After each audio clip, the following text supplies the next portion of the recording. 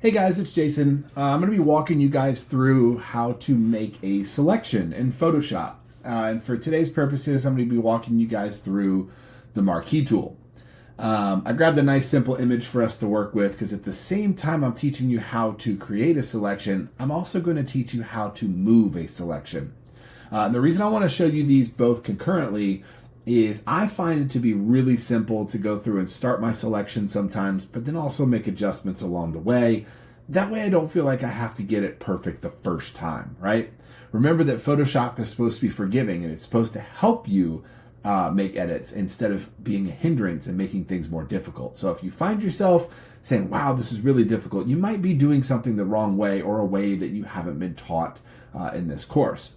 So first and foremost, got this nice ball or nice picture of a tennis ball here. Super easy file to work with. White background. If you're finding an image that you're working with and it doesn't have a solid background, you're probably going to find yourself doing a little bit more work than what I'm doing here. But for the purpose of this and to keep this video under 5 minutes, I'm going to use this. So I'm going to come over here to the left-hand side and I am going to grab let me close this other window that's in the way here. All right.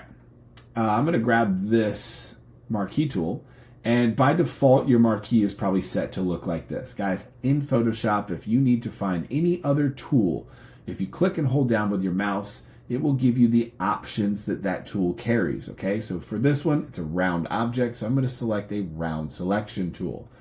So I'm going to grab the elliptical Marque tool, and now, this tennis ball is a perfect circle. So I want to go through when I'm making my selection. If you notice, if I don't hold the shift key down, I get this kind of ellipse selection, right? And you guys can see I've been doing this for a long time, so I almost know exactly where to put my cursor just by default, which you will get to that point, I promise. But for the sake of this, I'm going to hold the shift key down, and that's going to allow me to scale my selection to be a perfect circle.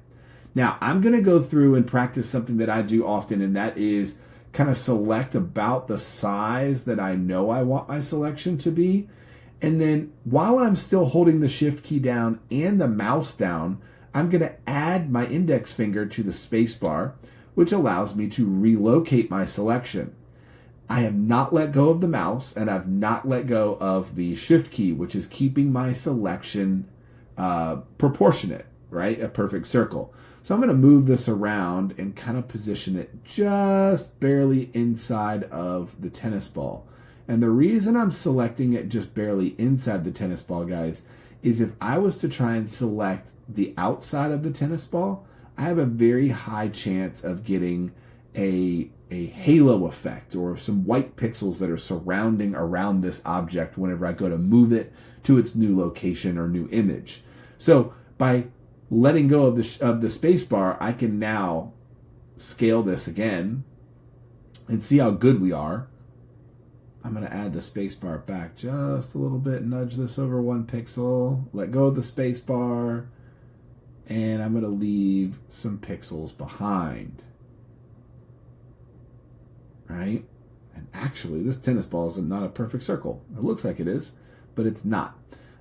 So once I have my selection where I want it, by adding spacebar to move the selection and shift to make the selection proportionate and hold a perfect circle, I'm going to let go with the mouse first, and then I can let go with the spacebar.